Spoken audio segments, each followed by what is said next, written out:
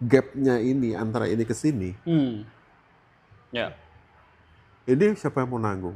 Dan mau sampai kapan? oke. Pemutusan hubungan kerjanya itu seminimal mungkin bahkan nggak terjadi.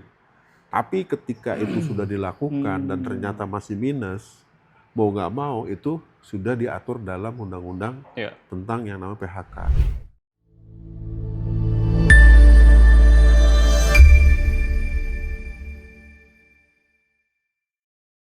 Gua mau bertanya lebih kepada perspektif seorang HR ya. Oke. Perspektif dari sisi seorang HR.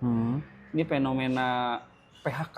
Fenomena PHK yang mungkin dalam beberapa tahun ini, mungkin dalam 2-3 tahun terakhir lah, itu menjadi isu yang cukup besar dari berbagai sektor bisnis. Jadi tren. Jadi tren beritanya PHK dan jumlah PHK-nya tidak main-main.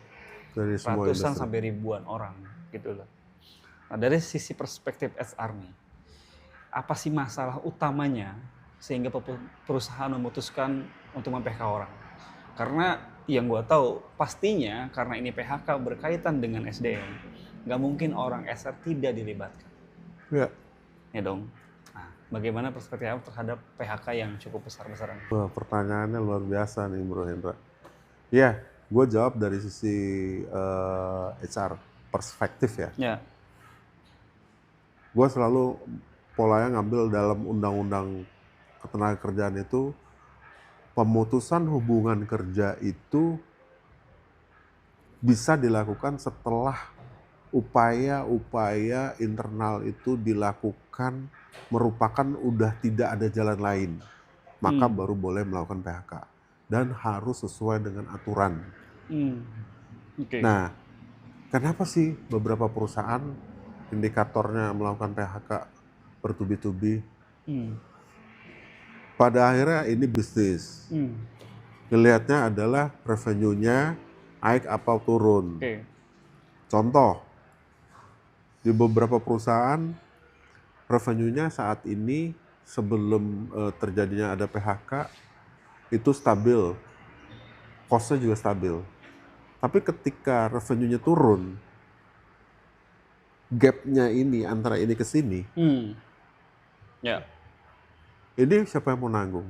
Dan mau sampai kapan? Oke. Gitu kan. Nah, mau sampai kapan? Ya itu kan tinggal manajemen yang ngatur, yang ngitung, yang tahu bebannya bagaimana dan lain-lain. Nah, apa yang dilakukan sebelum upaya terakhir ada sampai pemutusan hubungan kerja?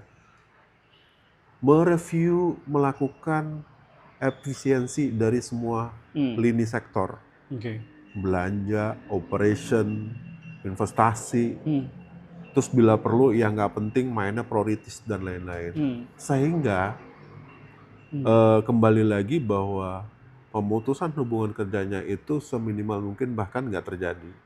Tapi ketika itu sudah dilakukan dan ternyata masih minus, mau nggak mau itu sudah diatur dalam undang-undang tentang yang namanya PHK. Oke. Gitu loh. Berarti harusnya ya PHK itu opsi terakhir. Ya, betul. Sebelumnya mitigasi, betul, analisis dulu, betul, rencanain efisiensi dan sebagainya. betul. Baru PHK. Dan lakukan operasional efisiensi di bidang-bidang lain sebelum adanya di pemutusan hubungan kerja.